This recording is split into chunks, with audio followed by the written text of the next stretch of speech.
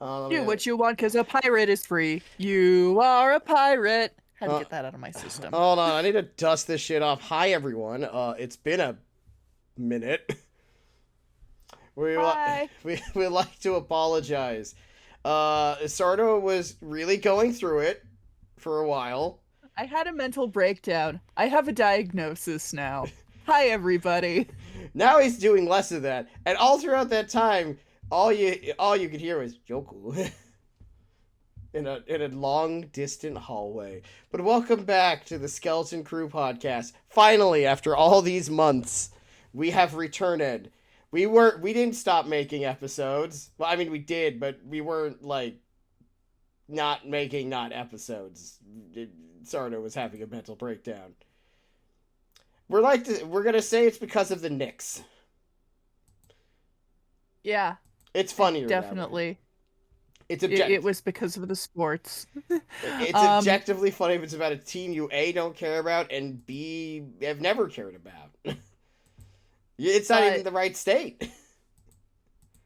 while we were away, A lot happened. we were doing some gaming Yeah, we're talking about and video games. some very big fandom events happened. I two of my favorite series had games come out for them, which was very exciting. We'll get to one of them eventually, but we're covering another one today. We are talking about Not quite. Hold on. We need to. um We should probably start by talking a little bit about Yakuza 8, a game that we are going to probably talk about properly at some point. yes, I suppose we should. So, before we get started, I want you. I've been saving this for years, Sardo. I've been Mm, saving this since February of last year. damn. The plot of Yakuza 8 was real, actually.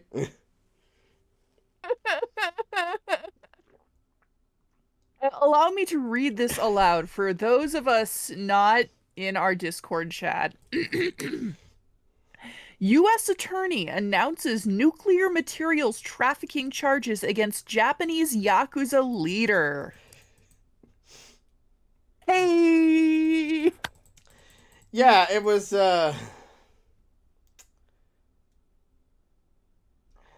I've been saving that for when we talk about Yakuza again for a year now. So before we get started, because we are talking about pirate Yakuza in Hawaii, Yakuza pirate. It's like a dragon pirate Yakuza in Hawaii.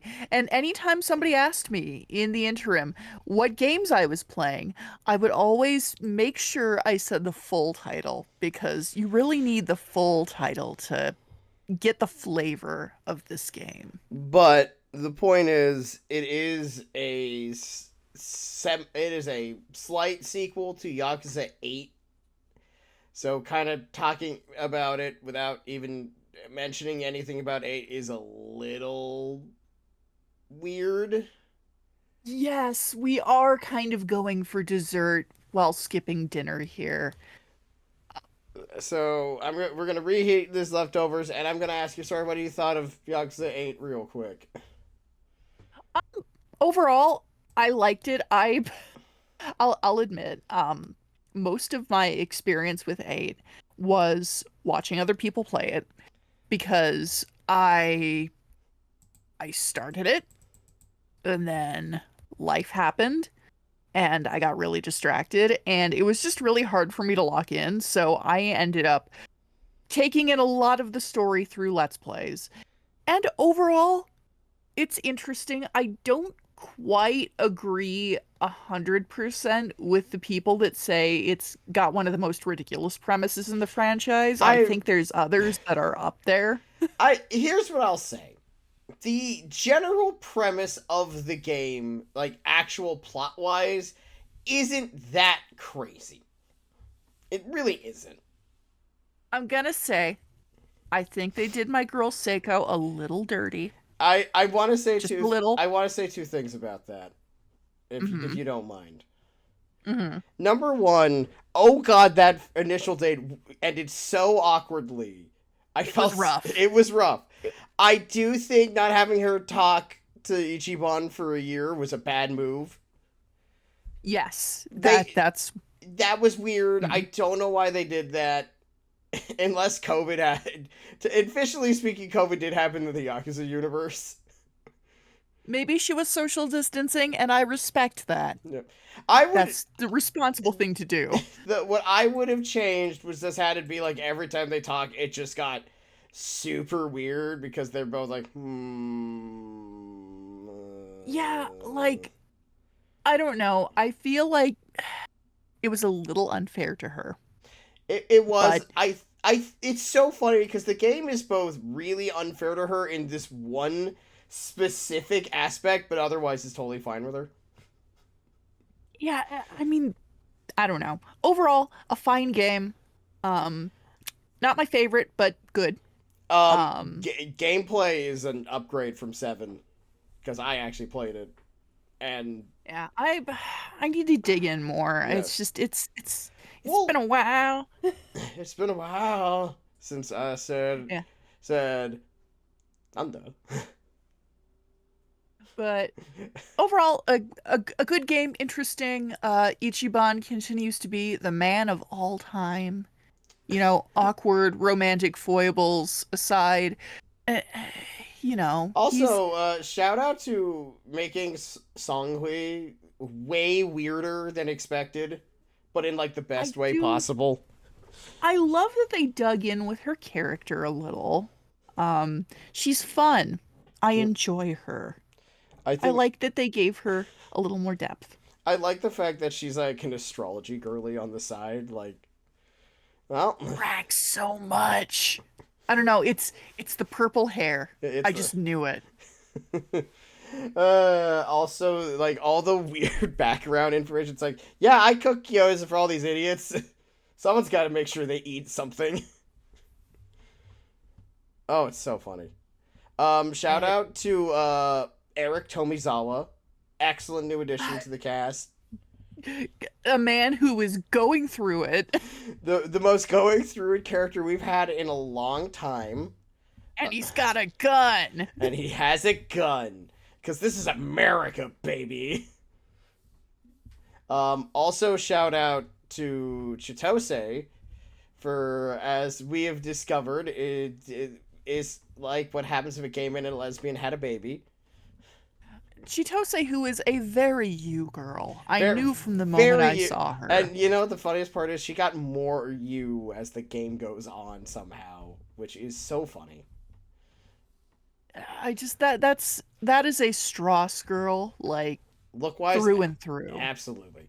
The funniest part, though, shout out for like some of the most random callbacks in the history of Yakuza with Kiryu. Like no one was ready for some of those. Yeah. Huh. Uh, But do you question actually while we're on it, we'll talk more about this like when we properly cover 8 in its full glory. yeah. But I want to ask you two things about Kiryu's side stuff because that stuff was maybe some of the strongest stuff in the game. Uh-huh. Who was your favorite return, and how badly did you want him to go through that door? Oh God. I was I was screaming at my like monitor, begging him to please just step through this door. I do not care. I, Just once. it was a lot. I think my opinions on this might be better reserved for our full discussion on 8. I'm gonna be real. Fair. 'Cause I have some big feelings. That is fair. I do want to give credit where credit is due in that whole in all that stuff. Is probably one of the funniest parts about it is they brought back his boss from the taxi in 5. Like, okay, Yes. weird poll. He's like, But okay. all right, you know, you made it work.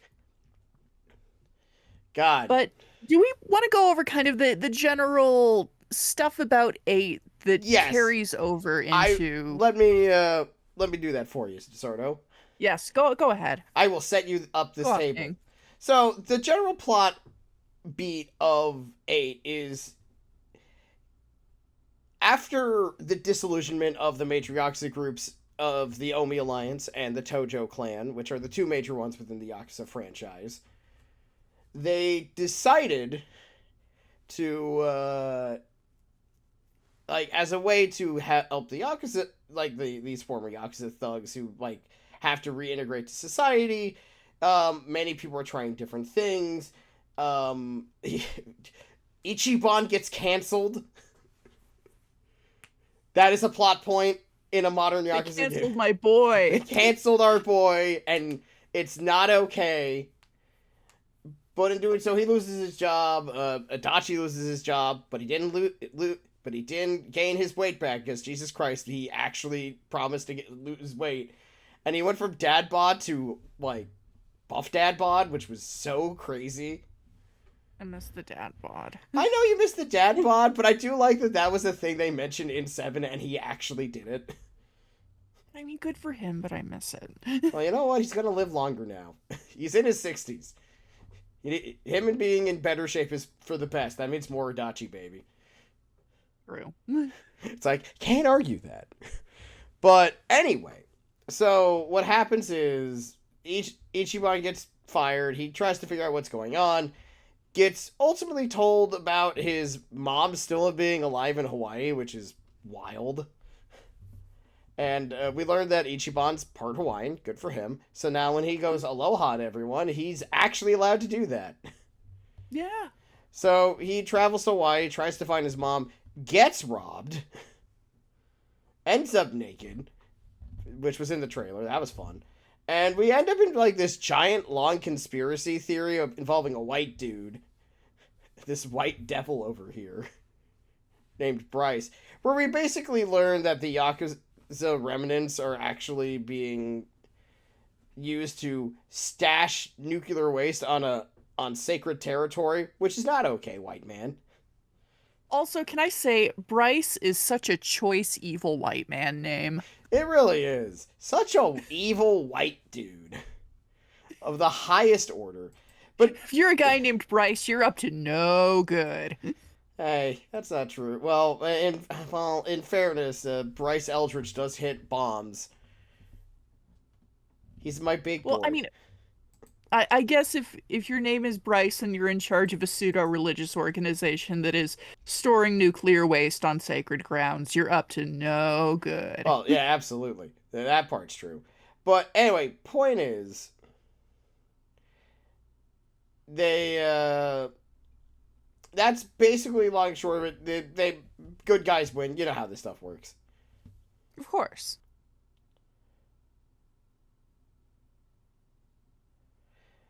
But anyway, point is, at the end of the day, after Bryce is beaten and their bullshit exposed, and the other guy is beaten up by Kiryu because we have to have 2 boss fights in this game, we end up with sort of the aftermath, which is suddenly there's all these Yakuza kind of stuck in Hawaii. And as a way to get them out of there and get them jobs, they're currently doing cleanup of all this nuclear waste on this one island. And that's when Majima shows up and our plot begins. Mm-hmm. So Sardo, would you like to tell us about the opening to Pirate Yakuza Like a Pirate in Hawaii Pirate Yakuza? Well, before I do that, I would like to do a little musical rendition. We got the first one, but I want to serenade us with "It's a hard ticket to Hawaii. It's not paradise all the time." And if you understood that reference, I love you.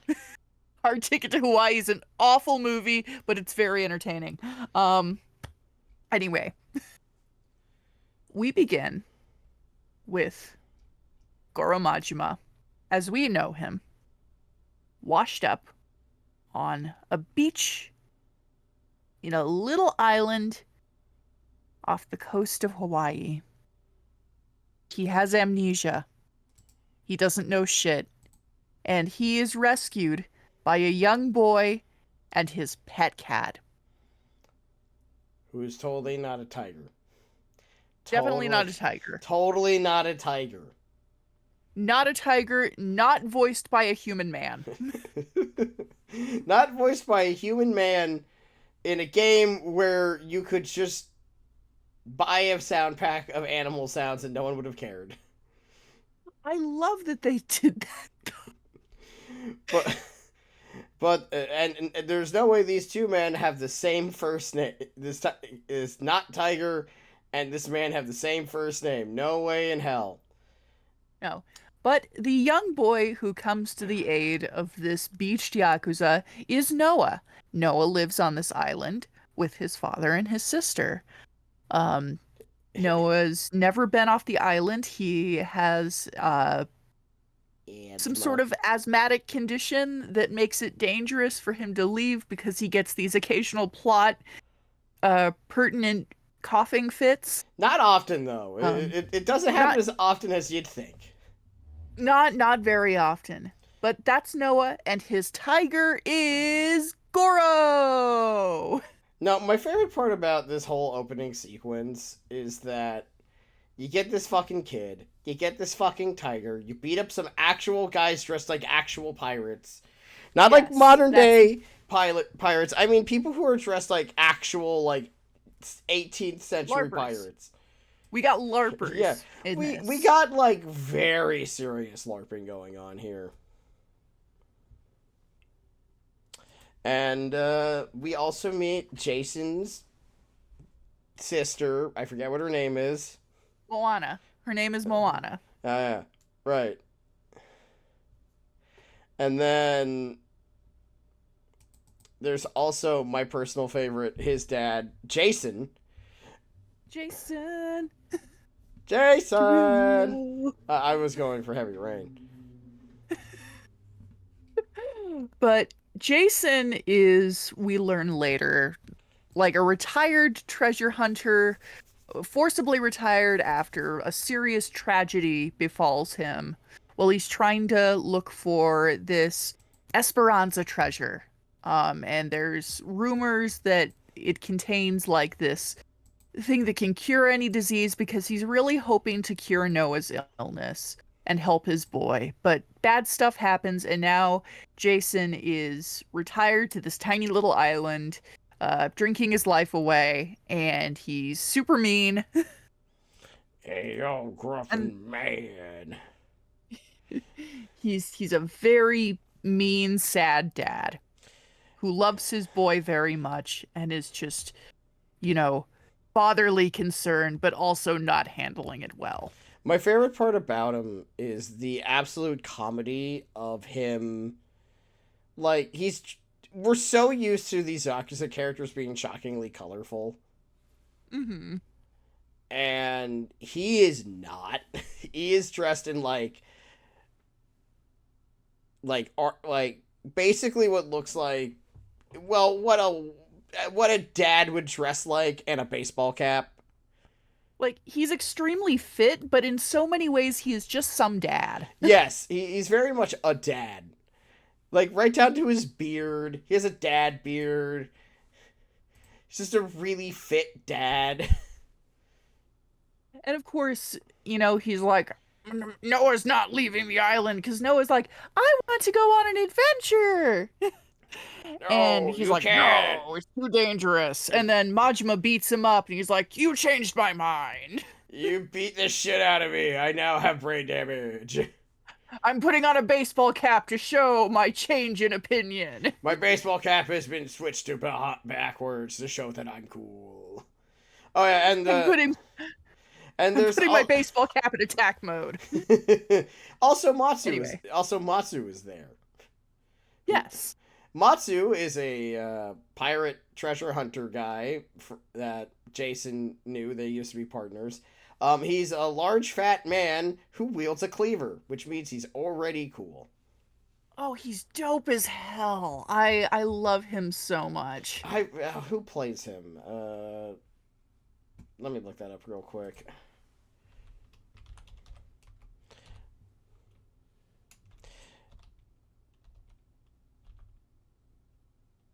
Let me just. He is played by. Masaru is so good. Um, Yeah. Masaru. Also, can I just say, there is like a preponderance of bigger dudes in this, and I kind of love that. Yeah, Like, that's always fun. there's there's quite a few dudes who are in there like kicking ass. Samoa Joe. Oh, yeah, Samoa Joe's here, by the way. Yeah.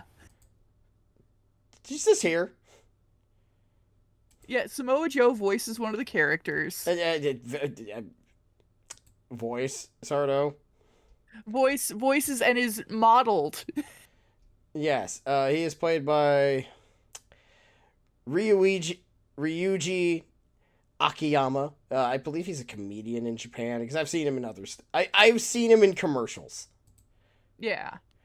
I don't know what else he's been in, but he plays Masaru, who's this who is the chef of what eventually is the ship,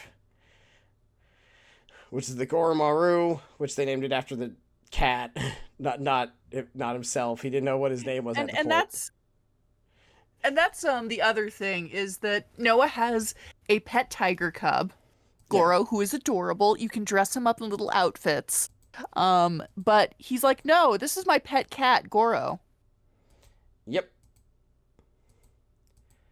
And we just sort of roll with it.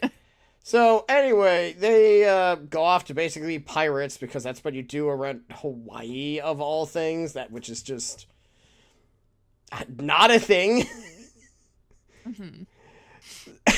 So, in an effort to find out, to remember where he was, Majima goes back to the Sacred Island, which is Nele Island. Where they run into Shigaki, who is a former Yakuza. Mhm. And they also meet Rodriguez, who is one of the remaining Bryce cultist people, but he isn't really that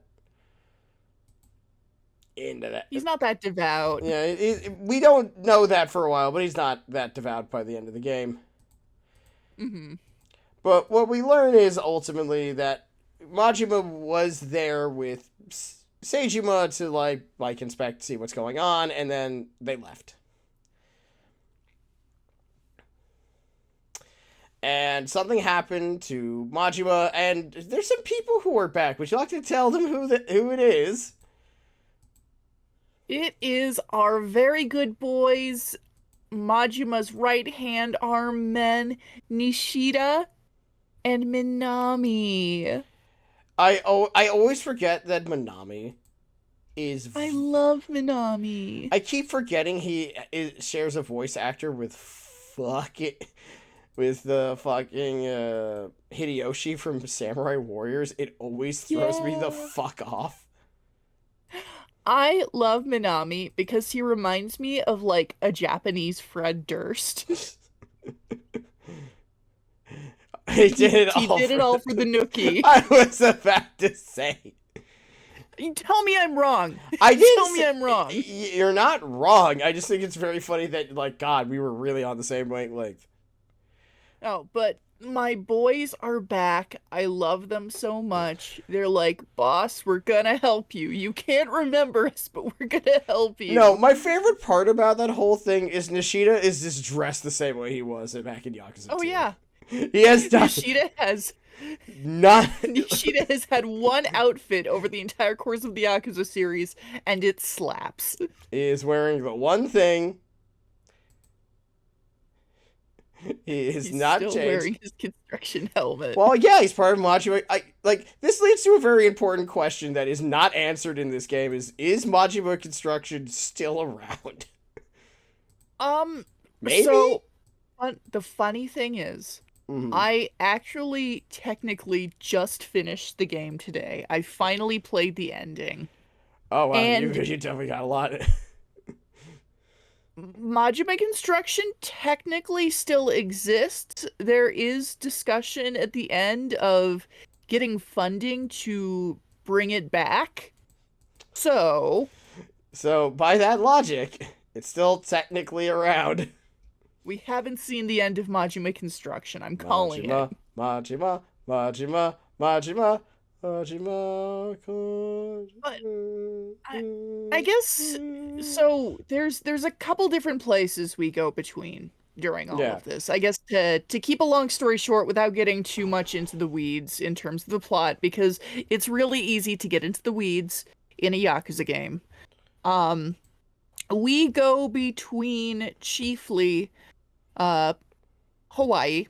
like the actual like mainland Hawaii. Well, We're in Honolulu, not mainland, since it's not mainland. yeah, Sorry, but the big island of hot. the Big Island. Yeah, and we also go to obviously there's Nele Island, which is where Yes. all these yakuza are kind of stationed, and finally a place called Madlantis.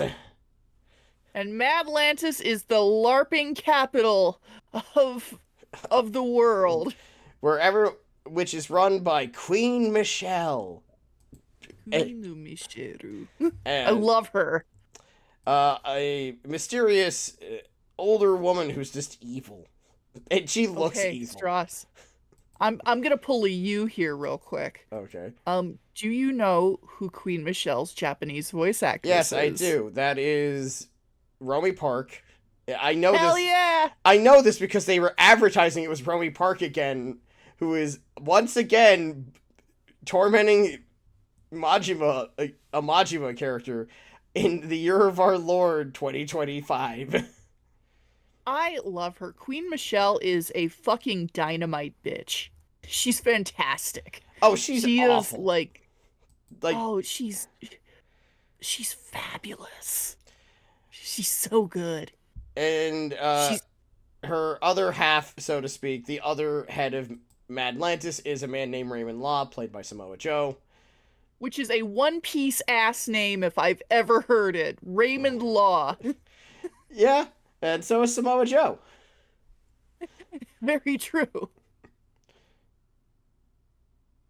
But anyway, these guys are not that important for the most part for half this plot. Ironic, despite how like advertised these two characters were, they're not important till the end game. I don't mean that in a bad way. It's just that if there's one thing I'll say about this game's plot is that it's kind of weird. In that it's not very in depth and it's not super like not a lot actually happens in this game, but a lot of shit happens at the same time. It's a very shallow game, like plot wise, and that's not like a ding against it. I think No. that's fine.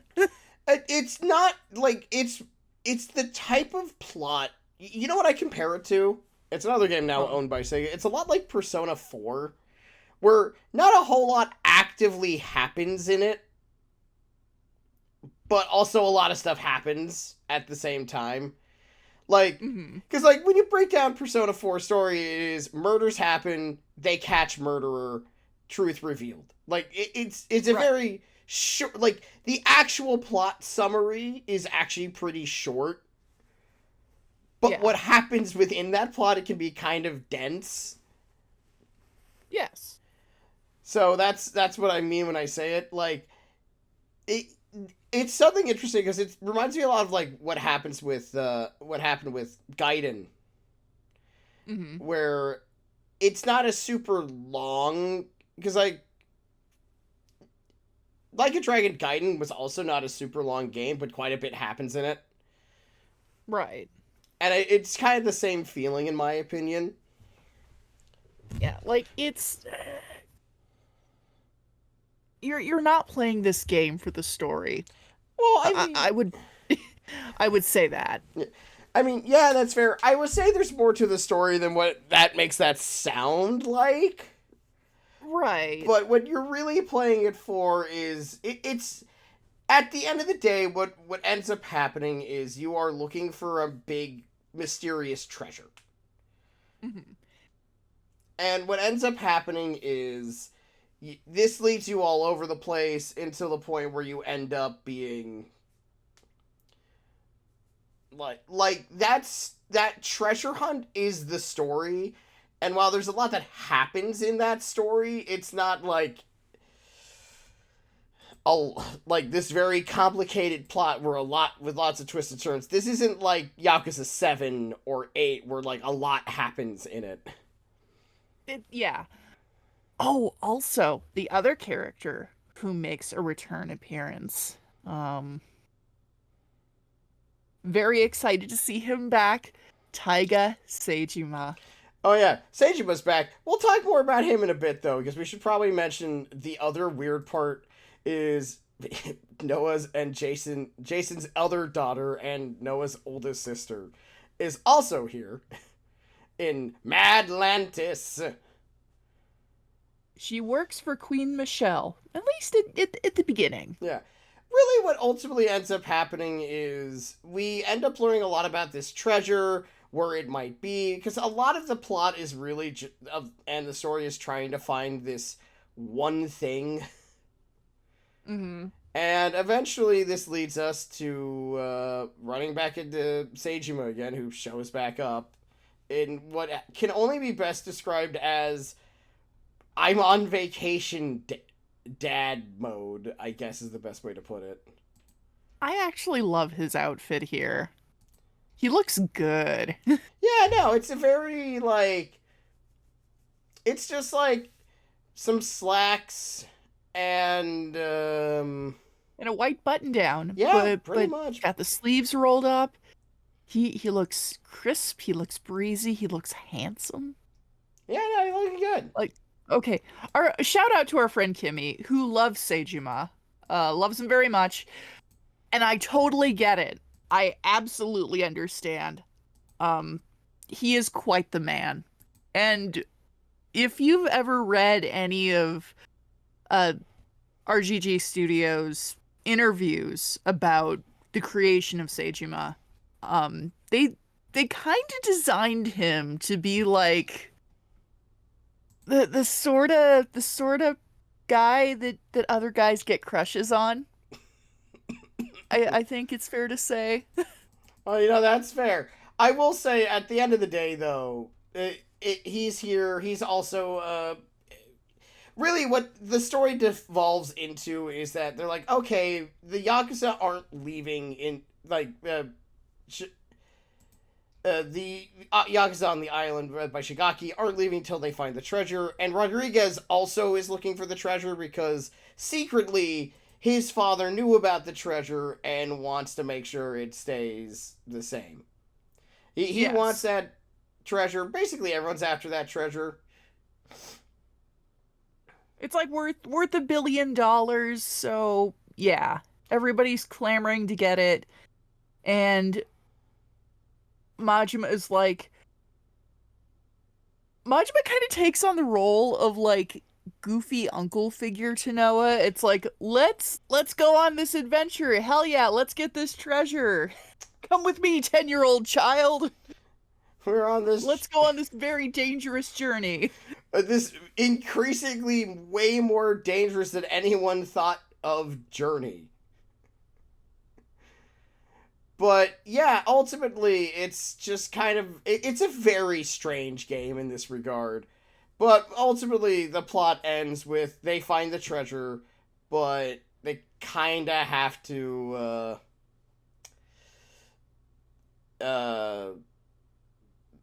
beat out Michelle and Raymond Law to keep it, and they do, obviously, because this is a Majima side game where like good things actually happen, unlike with Kiryu, where you just get extremely emotionally damaged at the end of it. Everything with Majima is like, look at me, I'm having fun. Over here's Kiryu being like, I miss my son. I miss my daughter. I miss my wife, Tails. That's one of I miss her her a lot. I'm going home. Oh, wait, I can't. But I think that's kind of going into the general overall vibe of this game. This is a fun, silly game. Yep. It's goofy shit happens. You fight pirates. You have pirate battles on the ocean. You have You can dress up Majima. You have a 17th century pirate ship as your ship. Not modern piracy. Like I said, we're LARPing here. You can customize it. Mine was hot pink. Mine, I didn't bother to customize because I was like, no, I like it being dingy and gross over here. This is my gross thing. I mean, I hear that, and I think you're just jealous of my awesome hot pink pirate ship, I'm not. which you also get to see in cutscenes. I'm not, but that's more because I'm lazy. But what did you think of this game overall, Stross? Just from a general perspective, did you enjoy it? Yeah, I liked it. I thought it was really fun to play. This is definitely the best like boat mechanic since like Assassin's Creed Black Flag, which was a while ago. Like I think it was a really fun game to play. I would say of the sort of side mid-cool thing sequel-ish things that they've done with Yakuza between with Infinite Wealth and Like a Dragon, I would say from a story perspective, Gaiden was better Well, yeah. and also fucking emotionally killed me at one point, and not in the way that I was expecting, which is probably the part that's most interesting about it if we're being supremely realistic. Right. But I would say in terms of gameplay, I really had a lot more fun playing Pirate Yakuza like a Pirate Yakuza. I am disappointed, speaking of Gaiden. I'm mad and upset that we didn't get Nishitani the Fourth here. It's like Was really hoping for that. just like no. Did you ever watch Amazing World of Gumball? Yeah. Remember that one bit where it's Christine is at the grocery store and each preceding like person up the ladder is an even younger child? Yes. I want it to be like that. This is Nishitani the Fourth. It's a literal baby.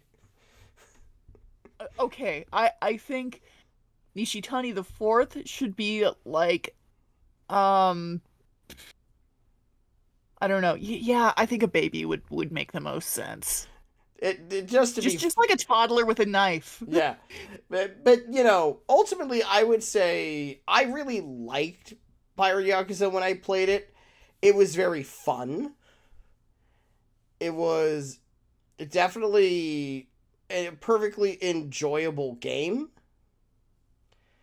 Was it the best game that I played? No. I don't. It's not even the best game I've played this year. But in fairness, that's looking like it's going to be Claire Obscure Expedition Thete. But that game has been on everyone's mind, and it's very French. It is. Um, More on that later. I promise. I didn't go into this game with like amazingly high expectations. I wasn't expecting my life to be changed. I wasn't expecting to be just rocked by the story. And I wasn't, and that is okay because this was a fun game that I really enjoyed. Um, I spent more time than I'm proud of admitting. Like my cooldown thing in the past couple of months has been getting high and cruising around Honolulu on a Segway. While you That has play been my various thing. music. Yeah, that's just been my thing. It's been like Majima's going on vacation. And you're just playing the sequel to Pirate Yakuza in a Hawaii Pirate Yakuza. Playing the sequel to 24 Hour Cinderella. Because that one's a lot more chill, which makes more sense to be high on a Segway for. I didn't really like the sequel to 24 Hours Cinderella I'm very much. surprised. It's not bad, but it's just I'm sorry, you really can't replace the original. I didn't say you replace it. I just like the sequel. It's nice. My It's not a bad song. I just, it's big shoes to fill. yeah. Um, but Speaking of I songs, really we haven't talked about one song that we should probably mention because it just comes up so much faster than you Mhm. think. There's an opening pirate musical number in this game. Yes. I, Yes. like, for some reason, I don't know whose idea this was. They were like, you know what? When you set sail on your ship for the first time, we're gonna have a musical number, and it's gonna just kind of come out of fucking nowhere. I hope whoever had that idea, I hope they got a raise. So funny story about that instance in particular. I was doing kind of what I always do when I play Yakuza, and sometimes, because I live in a very small living space, I will just let the cutscene roll while I go take a bathroom break or I go get a snack. And I was doing that. I was coming out of the bathroom when I heard this song playing. And I'm like, what is going on? And I look in there and they're all singing. Like, oh, okay. And I thought it was delightful. It is delightful. It's not like, it's just really funny that, like, I really think that moment in particular is really the moment that you should realize, like, what the tone of this game is actually going to be. Yeah, it's like this is what you signed on for. Yeah. This is it. Like, if you think this is going to be And a serious game about piracy in the Hawaiian area, don't think that. If you don't enjoy this scene, then you're probably not going to enjoy this game tone-wise. And that's okay. I liked it. Yeah. Also, it's choreographed. They do a little dance. I said it's a musical number. I meant every ounce of that statement. Also, yes. Yes. Go for it. I want to speak about another thing I really liked, and we already discussed him a little bit, but I want to talk about Goro the Tiger. Oh, I thought you were going to talk about something else. Goro the Tiger, very funny, voiced by By Ichiban's voice actor. No, I was trying to remember what his name is because I'm not very good with remembering everyone's name. Hold on. It is Kazuhiro Nakaya. Yeah. I'm on the wiki page. Thank you. But yeah, it's just funny. Like, for some reason, they decided this tiger needed to be going rawr instead of just using tiger noises. And I think that's great. What did you think of that choice? I thought it's so stupid, but like in the fun way.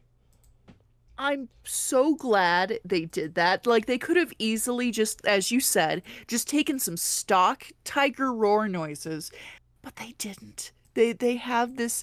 He literally goes "Grr, rawr," and he attacks people when you fight. He brings you items because he likes you and you're his friend. And you can also, like, collect different animals through the game. You can build your own little animal kingdom on Rich Island, which is where you start out. Yep. And that makes me so happy. That was delightful. I thought what you were going to say was we're going to talk about the most insane sub-story in the entire game.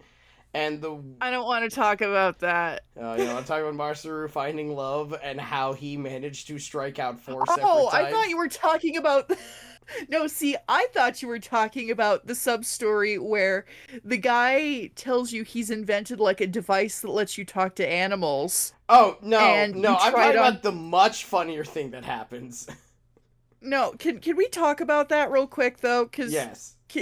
Did you play that sub-story? Yes, I did. Of course I did.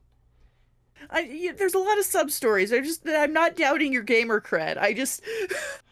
Just assume if it's a sub-story that doesn't involve Mahjong, I'm going to play it.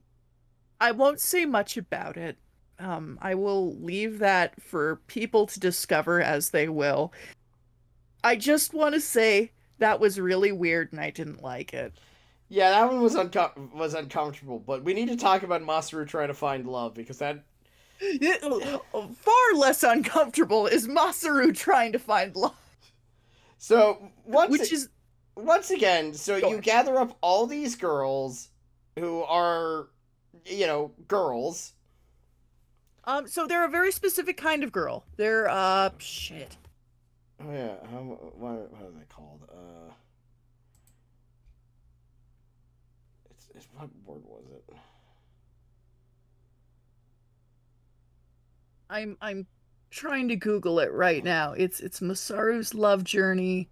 Um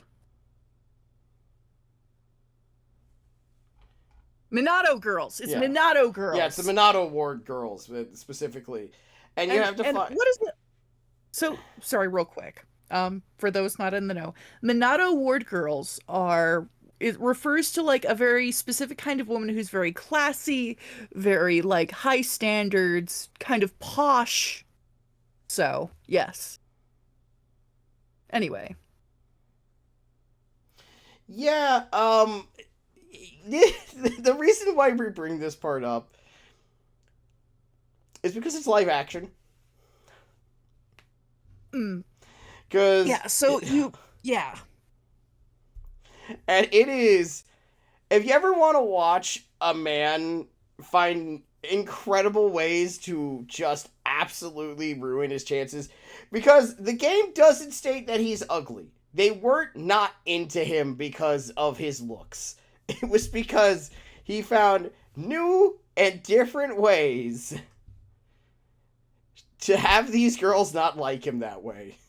If you want to see a man fumble not one, but like seven individual baddies who were initially into him, This is how you do it. No, and my like I can say, I think the guy who played Masaru is very handsome oh and no, like he's very charming. he, And that's the whole point. like, it's just so funny how he strikes out, but he finds love anyway at the end with the last person you expect. We're not going to spoil that. You'll have to find out for yourself. So this was a bit of because I had to Google some stuff, and this was a very polarizing sub story. A lot of people had a lot of big feelings about this, and this was, I will admit, one of those sub stories that I finished like I had partaken that evening, so I was maybe not in the clearest frame of mind for this, but I just remember sitting there and like it goes to the live action video and I'm like, "Huh?" Yeah, it is definitely that moment where you're like, what is happening? Where am And I? then and you get the initial video of him like meeting all these girls for their big like party and then like, "Okay." And then it goes to the next day and huh? This is, I think what's, this is the not the first time they cut to live action for Yakuza stuff. Oh no. And I'm Oh gonna no. just say it, every time they do that, it is so jarring. Like, not in the this is bad sort of way, but in the way of, oh, this is so weird to look at. It takes me out at the ankles every single time. It's just so funny because it's funny because one of the people who is was one of those live action people is in this game anyways, because Kei-san has to live the dream that we all want to have. Oh yeah. She want if there's jealous if I'm jealous of any one kind of person, it is someone like Kei-san who gets to be in video games and not me. Don't worry, Stross. Someday you'll be in a Yakuza game. I believe in you. God, in the world, a man can dream. A man can dream. But it was just it was utterly wild. I'm gonna say, I think I actually really enjoyed it, and I think the reason I thought it was so fun was because all of the separate instances of Masaru fumbling reminded me so much of stuff you'd see on It's Always Sunny. I think the Like, reason. what I think it really is that every time he fumbles, it's for a new, different, insane reason. And it's because, see, here I was going into things kind of dreading it because you see the girls are very unhappy. And I'm like, oh my God, was he a creep? Was he like some kind of fucking pervert? And no, he wasn't. No, he was just really awkward. No, my favorite He, one was when he got hit. Like he showered for 2 hours. 2 hours. and it's like, it's kind of revealed that like he's doing all this really awkward freak shit because he's like nervous. No, my favorite part of it when he gets his haircut, it's like, who even was that guy?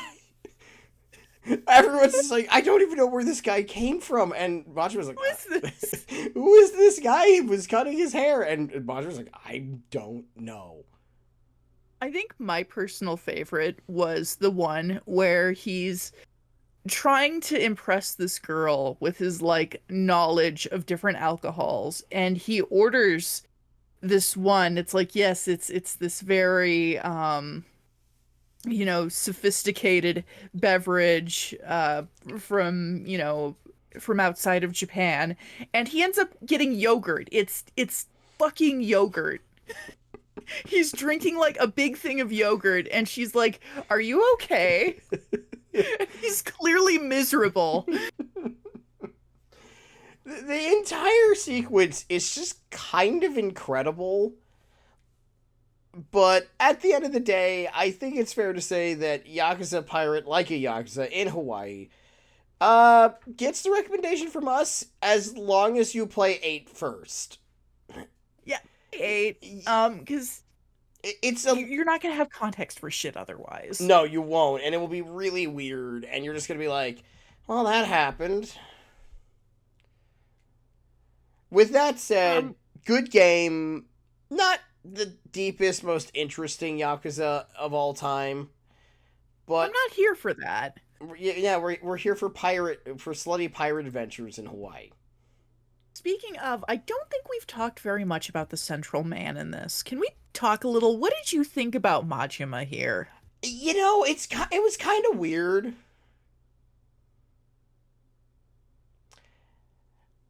Because and you'll understand this when I say it. It was kind of weird because Majima is like both is Majima but also doesn't know he's Majima like the entire time. Right. So you're kind of it's like you're in this weird situation where you're just like, well, he's here, but he's also not here.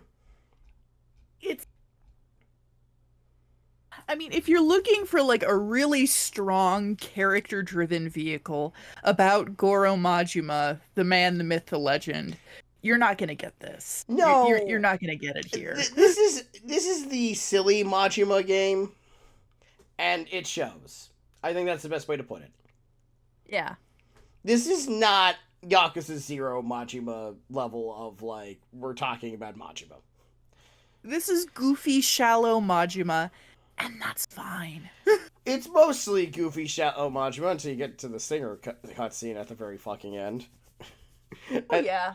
And then it's like, oh wow, we suddenly got very serious. And not in the way that like Gaiden got super duper serious at the very end, because Gaiden was serious kind of all the time. Mm-hmm. But I would say what I do like is that playing as Majima was really fun. Very high paced, very fun. You get to use Majima's like multiple versions of himself ability from 7, and it's just like, wow, yeah, this is bullshit. Mm-hmm. Other than that, I think I think Majima's character writing is fine. I think the funniest part was that you realize that this is him regaling the entire tale to fucking Ichiban. Ichiban's like, is that what really happened? Like, uh-huh. Yeah, okay. I'm just picturing Ichiban kind of like nodding along, like, uh-huh, No, this is Ichiban. I uh-huh. think everything is fucking Dragon Quest Kasuga Oh, saying this. true. You're right. Like, I will also give this also as just kind of a funny thing that happens in the game is that the reason why Majima has amnesia is because he got attacked by a giant fucking squid. Like, of course he did.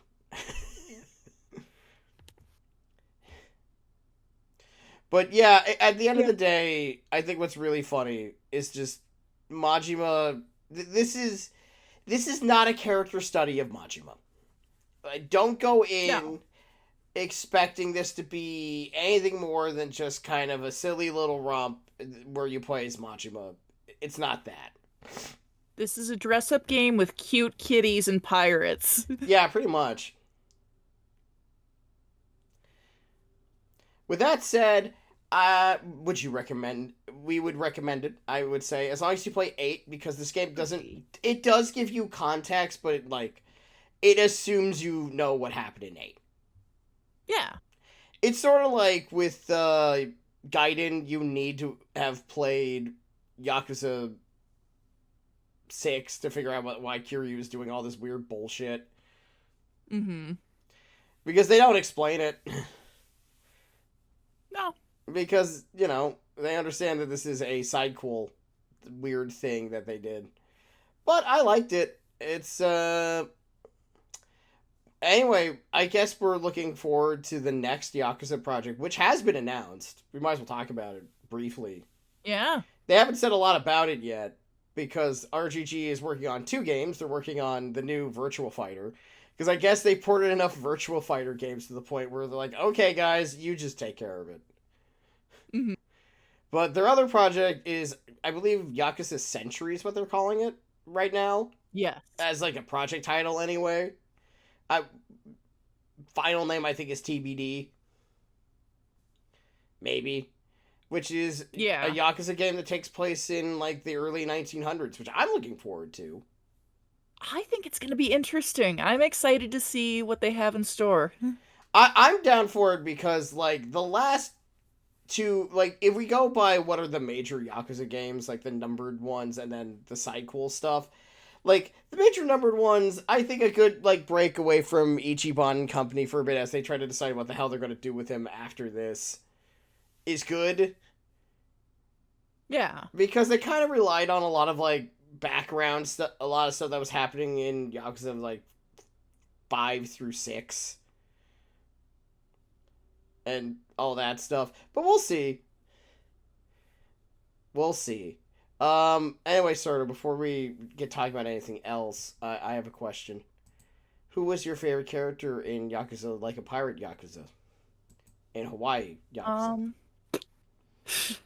Nailed it.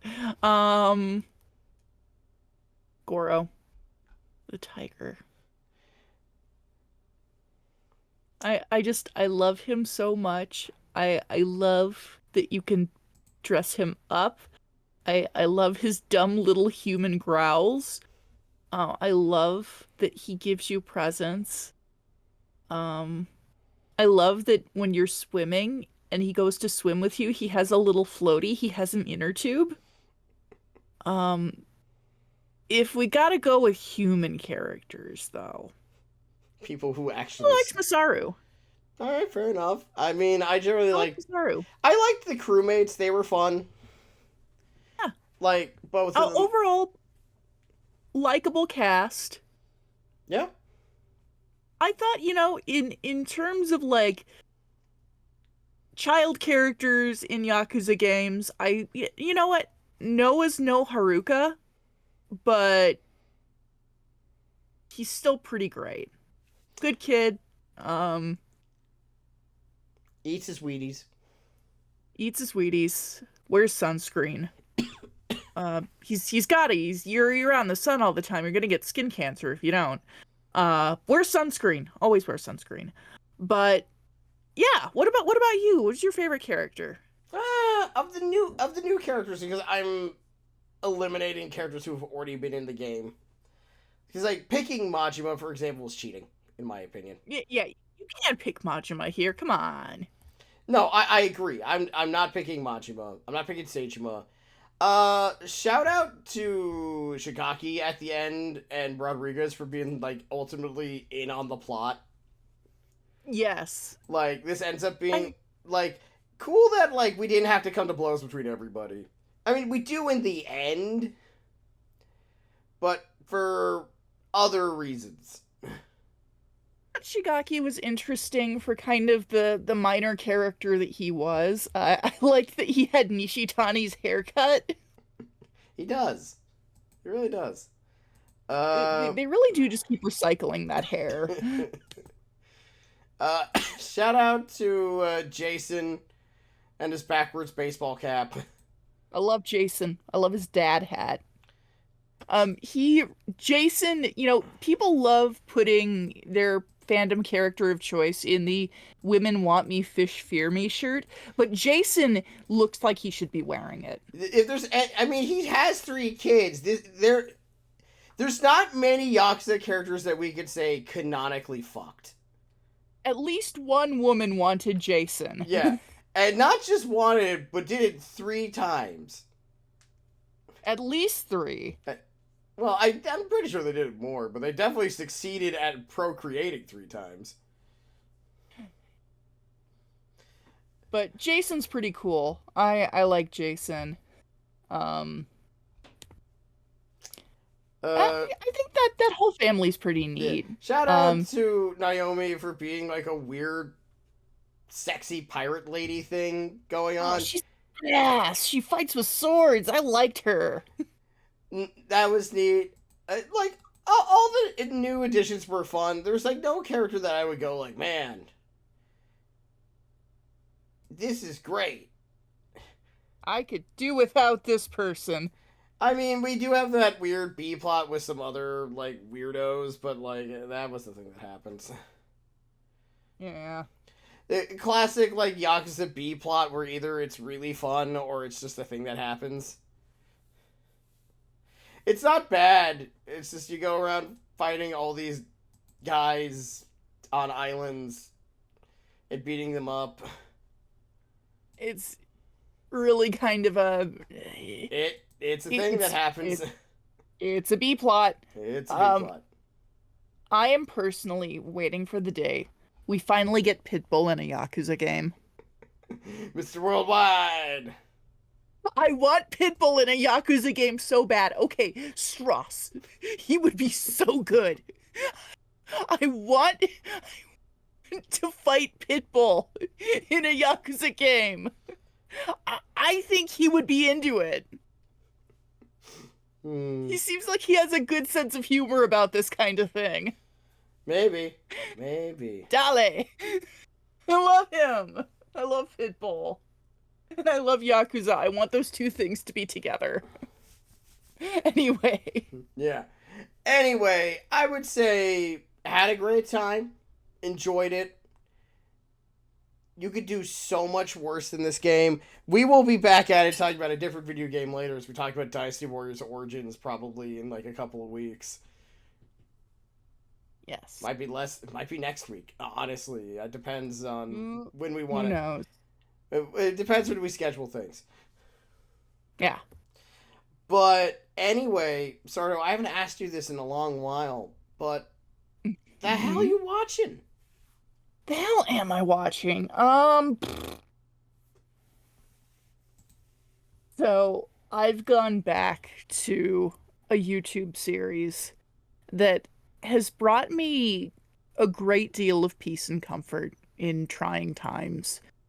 Uh, I want to tell you about a series called Another Dirty Room. All right, go for it. And Another Dirty Room is about 3 to 4 men who go to crappy hotel, motel, Holiday Inns across America, lowest rated they can find. And they basically take a look at it and they see how filthy and disgusting they are. They look for bed bugs. They really dig into things. It's utterly foul. It's horribly crass, and I love it. I can't look away.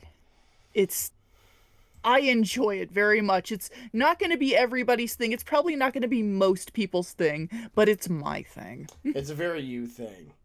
The Shout way, out to another dirty room. like, no offense, Sardo, when you say this is a very me thing, I'm like, yeah, I know. I can tell. What? It sounds so you. Does it? Yeah, like, no offense. This is the type of, like, you know how when you know someone long enough, you can just, like, tell when they tell you, it's like, man, I'm really into this. And they say a thing, I'm like, yeah, that makes sense. My thing is filth? No. That's fair. Not necessarily filth. Well, sometimes it is filth, considering your taste in men. Ha ha ha ha. You You would got me there. I could say that because you'd be like, you're damn right. You would lean I'm not in. arguing. You'd lean in, martini glass in one hand and like a cigar in the other, and be like, "You're damn right." I mean, filth is my politics, but yeah, you know what? That's fair. I'll take it. It's like it's more of this weird, off-brand, strange thing that only like you would be into. Like this is like I have my shit that I'm into that if I started explaining it, you'd be like, "Yeah, that sounds like you." I just I love seeing a couple of guys looking for bed bugs. Yeah, you're the type of person who thought dirty jobs was cool in the sense that like, oh hell yeah, those jobs are fun. Yeah, wish it wasn't Mike Rowe, Yeah, but that's a different problem. otherwise, anyway.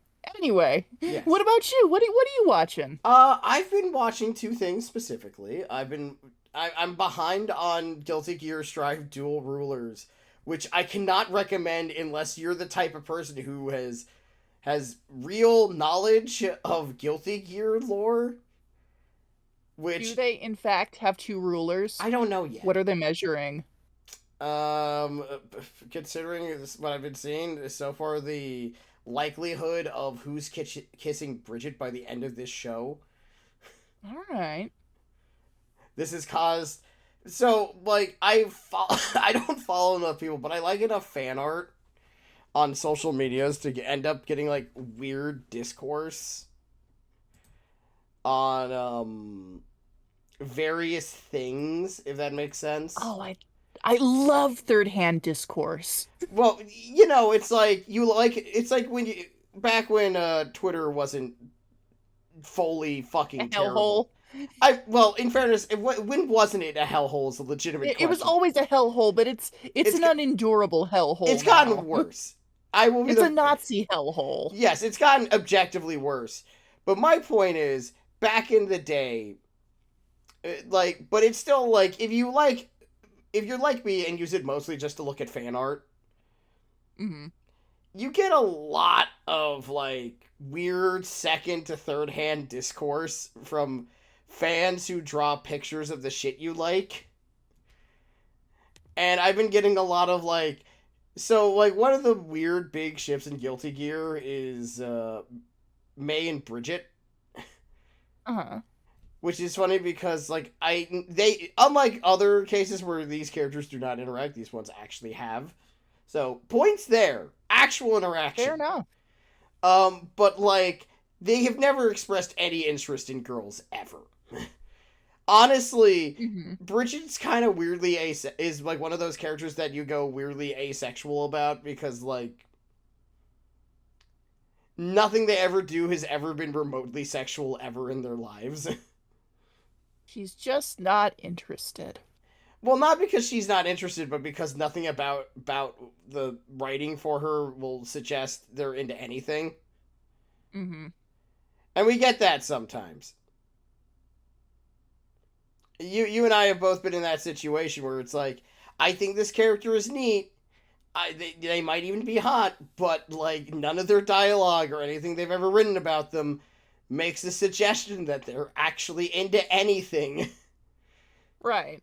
Like sometimes you get reminded that a character is basically just your paper dolls that you're just Hmm. puppeteering for fun. Right. Not as a complaint, just as a thing that happens. But yeah, That's the thing that's been going on. Because Have you been liking the series so far? I'm not super deep. I think I'm only like a few episodes, like 2, 3 episodes in.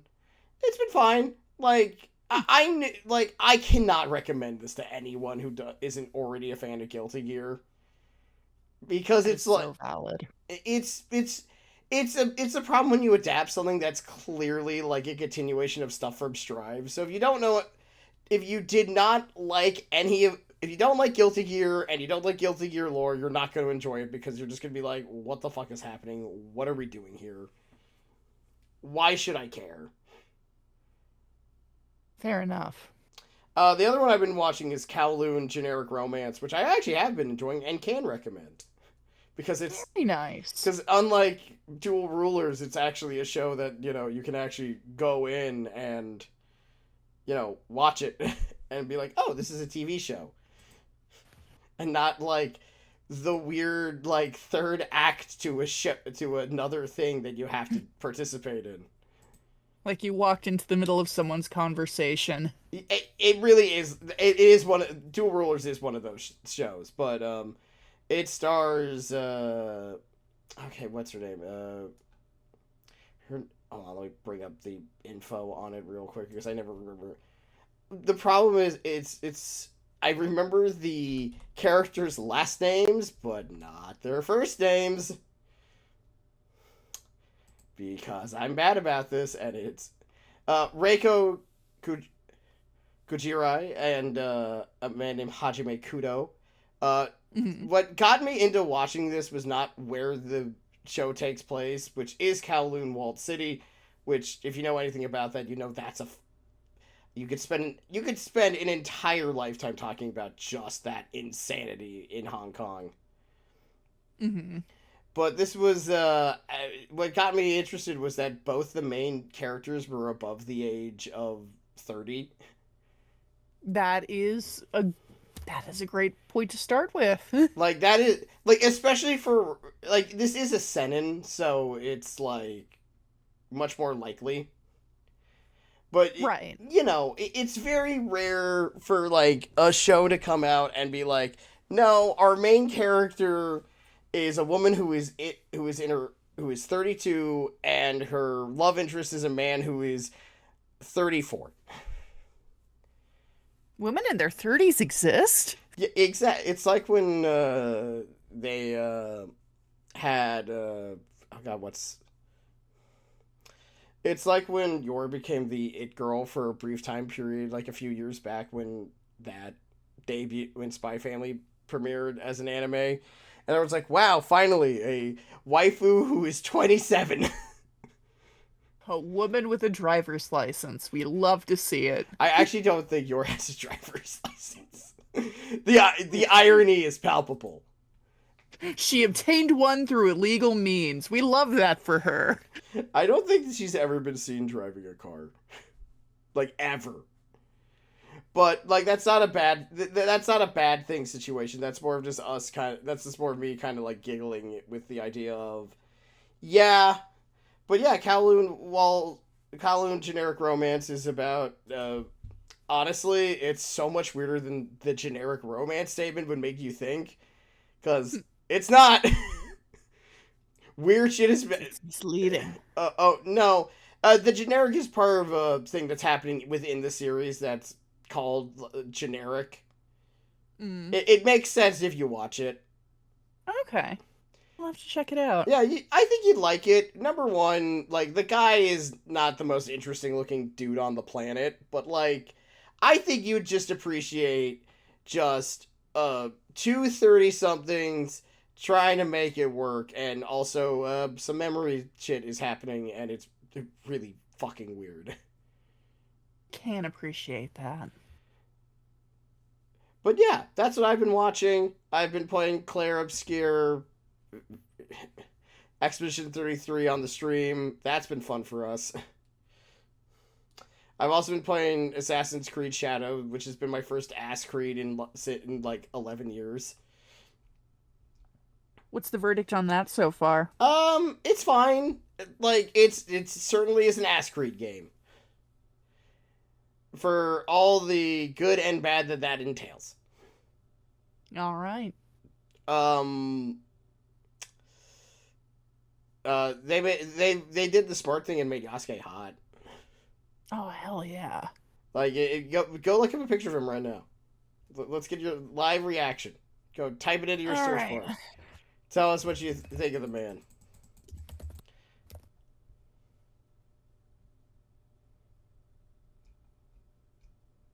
Ooh, yeah, yeah.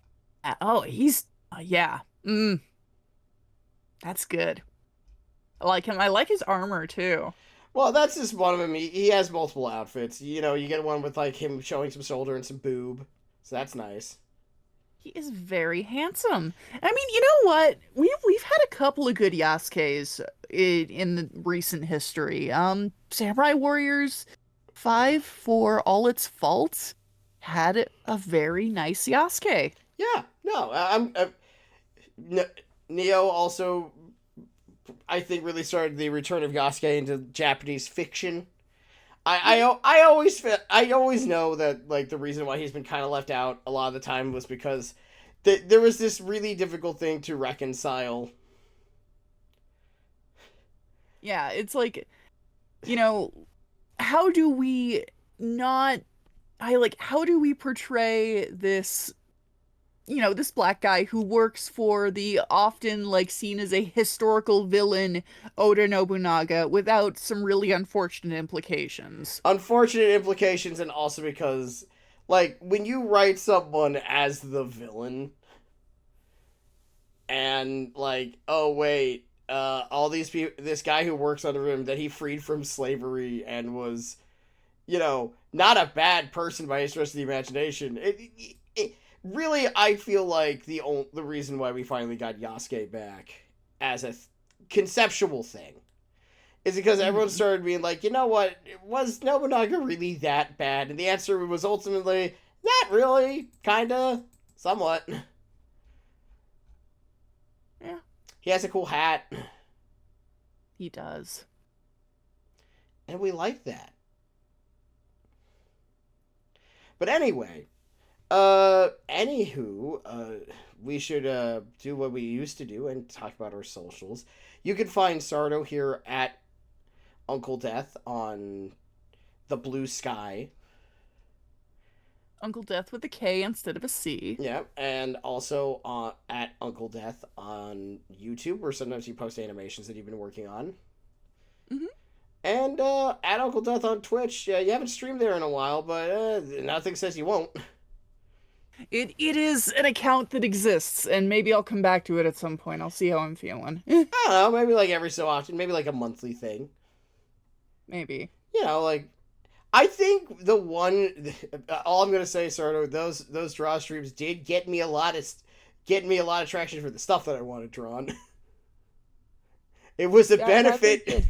It was a benefit specifically to me and to your wallet Maybe it'll come back at some point. because of me.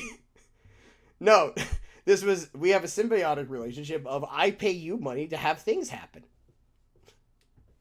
True. I do it a It is lot. true. I do it You quite a do. bit. But Hmm. anyway, you also stream on YouTube on the occasion, so yeah, just keep your eyes open for What's that. going on? Yeah. Follow me. Check it out. Who Your knows? commissions are currently open. They are. Contact me at Blue Sky.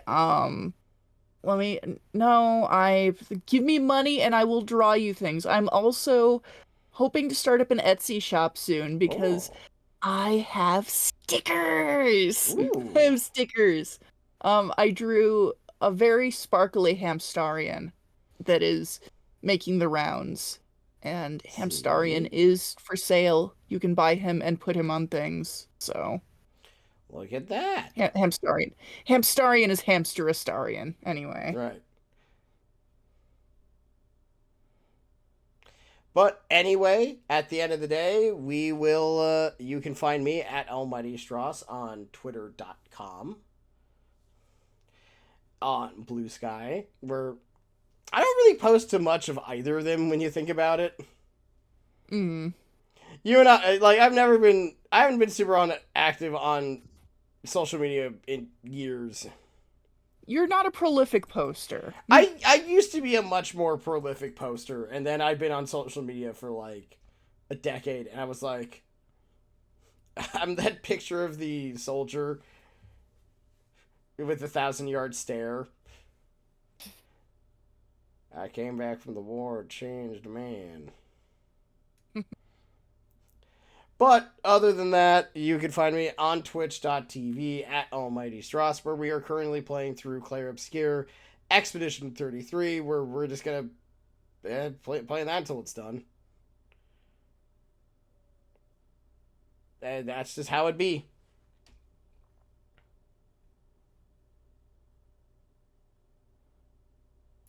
But anyway, everybody, we will see you next time, whenever that is. We're back. We're back. We're not gonna be posting every week. We're gonna at least try to get I say an episode a month. We are so back. I think we're gonna probably get 2 episodes a month, only because the turnaround on these things are actually pretty quick. Mm-hmm. But there's no way in hell we're not gonna have shit to talk about with it only one time within a single month. Yeah, we'll have things to discuss. We're yappers. Mm-hmm. And we like to yap, as the kids say. Yes. Yap. Well, until next time. Sorry, you gotta say it like that. Yap. Yeah.